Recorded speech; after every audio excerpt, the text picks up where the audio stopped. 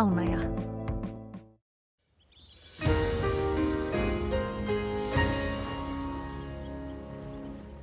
Komið þið sæl, í dag hefur verið vestlæg átt hjá okkur, frekar hæg svona víðast hvar, en við sjáum það var nú skýjað að mestu hér sunnan og vestanlands, en þó austur af Mýrdalsjökli þá var nú víða bjart og einnig á Austurlandi, en hæsti hitinn fór upp í tæplega 18 stig á Seyðisfirði og kaldast var tæplega 2 stiga frost á Fáskrúðsfirði.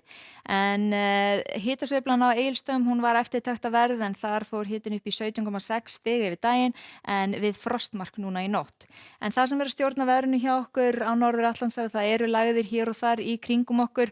Það er frekar hægur vindur eins og sagði. Á morgun snýst til norðlægrar áttar hjá okkur, en á sunnudaginn kemur hér þessi víðáttumikla lægð úr suðvestri með þó nokkrum vindi og úrkomu og eru gular viðvaranir í gildi allvíða á sunnudaginn og fram á mánudag. En á hitasviðinu þá er þessi kaldi loftmassi hér fyrir norðan heldur að síga til okkar, kólnar fyrir norðan á morgun, jafnvel líkur á næturfrosti næstu nótt, en síðan á sunnudaginn þá er útlit fyrir að kólni austanvert landið, en það eru nú frekar svona mildar suðlægar áttir sem fylgja með þessari lægð sem ætlar að stoppa næstu daga hjá okkur. En hér sjáum við stöðuna í nótt, víða einhver væta í kortunum, áfram frekar bjart á Vestfjörðum. Á morgun enn útlit fyrir að þetta verði frekar hæg norðlæg eða breytileg átt hjá okkur og einhver súld eða smá væta í öllum landshlutum. Hitatölur á niðurleið hér fyrir norðan og gasmengunin hún er nú að mesta að fara til austurs núna í nótt, en þegar snýst yfir til norðlægrar áttar á morgun þá fer hún svona að flæða hér til suðurs, suðausturs, en að gera skoða loftgæði.is og fylgjast með stöðunni þar. Það líður á morgundaginn þá léttir til hér sunnan og vestanlands, en það endist nú ekki lengi þar sem lægðin kemur hér á sunnudagsmorgun og er vaxandi suðaustanátt allan daginn með úrkomu hér sunnan og vestanlands. Á sunnudaginn eða seinni partinn þá er nú komið upp í suðaustan 15 til 23 metrar á sekúndu. Þessar gulu viðvörunir eru allar að taka gildi þarna seinni partinn og undir kvöld. Það er hvassast vestanvert landið í vindstrengjum, með þessi er þó nokkur úrkoma, eru gula viðvörunir nánast allt vestan og sunnanvert landið og að gera að athuga að hreinsa frá niðurföllum og ganga frá trampolínum og lausum munum og athuga að það er ekki ráðlegt að fara upp á fjöll eða skoða eldgosi í þessum aðstæðum, þar sem getur boðið upp á vosbúð.